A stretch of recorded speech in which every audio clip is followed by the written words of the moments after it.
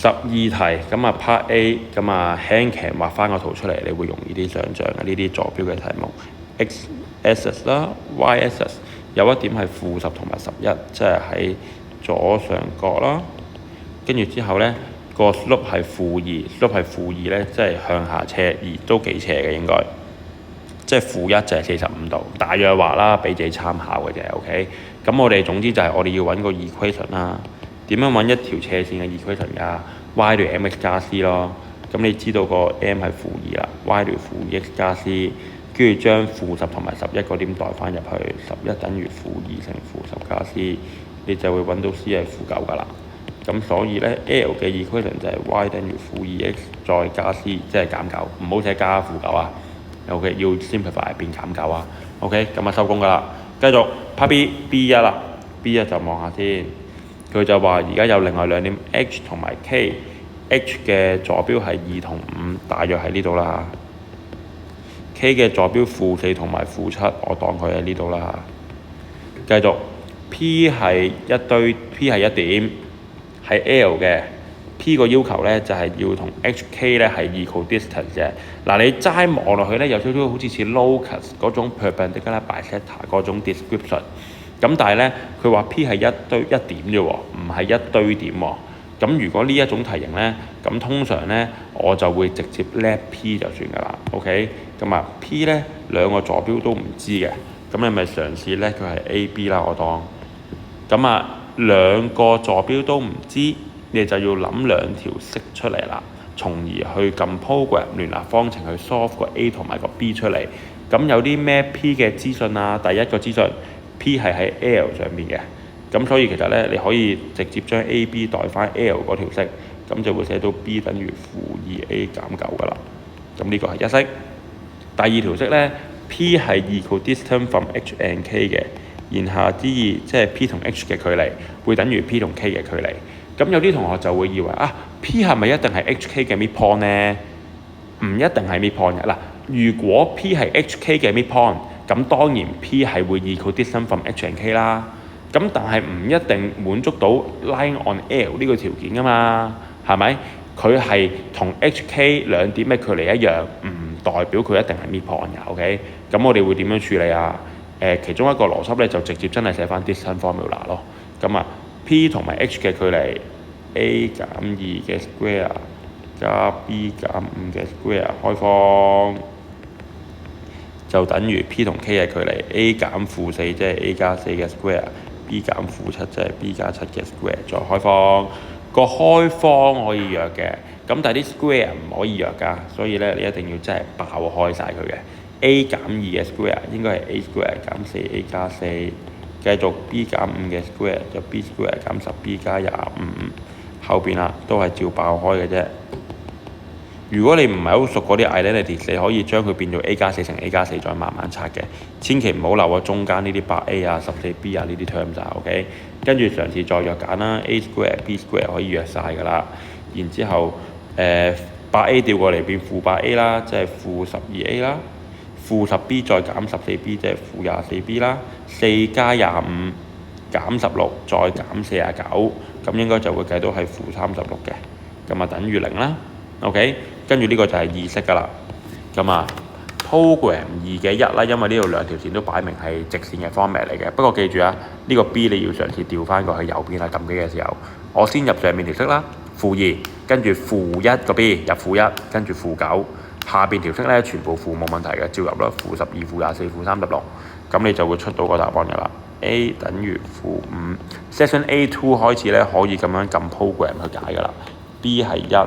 咁所以 P 嘅坐標咧就係-5同埋1啦。OK， 咁啊計完㗎啦。繼續，佢話 Q 係一點，令到 HP 我大約畫翻個 P 啊先，-1，可能大約喺呢個位啦，呢個 P 係應該。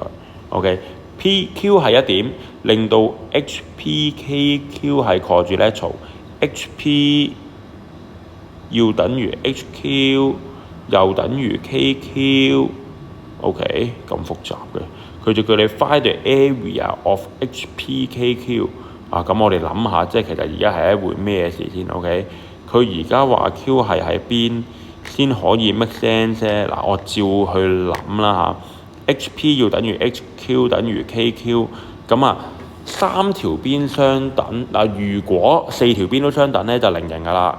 咁但係佢而家就係話三條邊相等，望落去唔100% sure 係零型嘅。咁但係喂唔係喎，我又諗一諗喎 ，P 我哋本身有個條件我哋知道嘅喎 ，P 係 equidistant from H and K 嘅喎。咁所以其實咧，本身 pH 一定會等於 pK 嘅喎。咁佢而家講埋 HQ、KQ 都等於 HP，咪即係呢個四邊形四條邊一樣咯。OK， 咁咪就應該係一個零型嘅 format 嚟嘅。OK， 零型嘅 format 可能話落去就係咁樣啦。OK， 咁啊 Q 唔一定喺條紅色線上面噶嘛。OK， 我哋而家要揾呢個零型嘅 area。OK， 嗱呢個咧係一個零型嚟嘅啫。好多同學咧可能會諗啊，點樣揾個 Q 出嚟啊？跟住咧再嘗試可能用暴力揾啲邊長去揾個面積啦。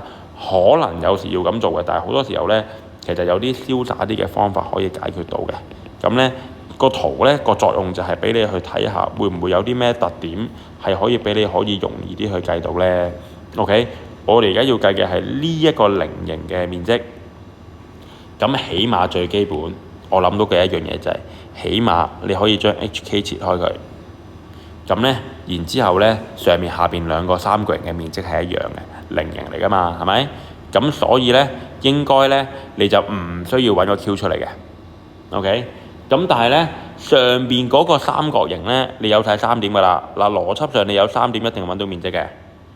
最暴力都係揾啲formula 跟住再做嘅啫，再 He-Want formula 嘅啫。咁但係始終咧，好似有啲煩嘅咁樣。OK， 點樣可以再簡單啲呢？零型有啲咩 properties？你中三學應該學過嘅，就係呢：如果你界咗兩條對角線嘅話呢，中間嗰個會係直角嘅。OK， 有直角計三角形嘅面積就簡單啲啦，因為可以底乘高除2。OK， 咁所以呢，我而家會傾向呢，嘗試用呢個 approach 去揾呢個面積。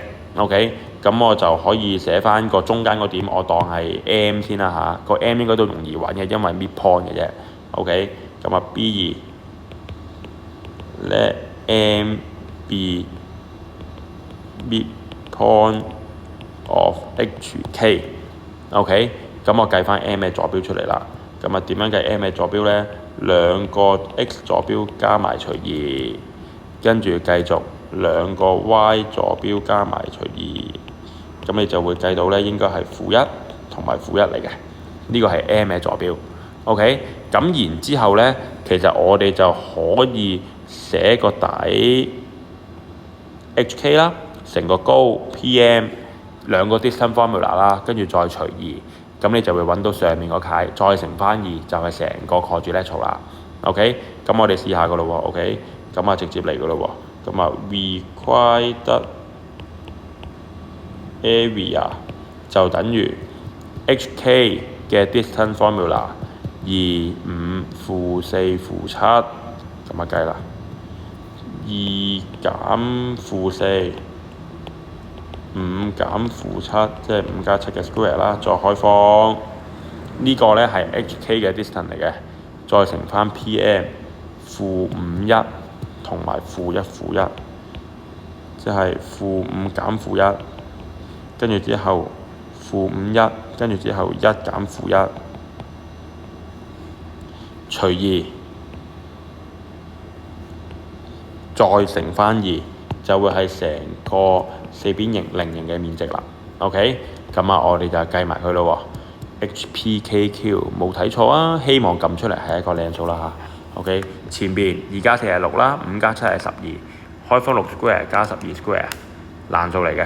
咁啊，寫住先，唔好寫個爛數啦，寫開方180啦。咁啊，後邊嗰度咧應該會計到係開方20嚟嘅，除2乘2弱咗啦。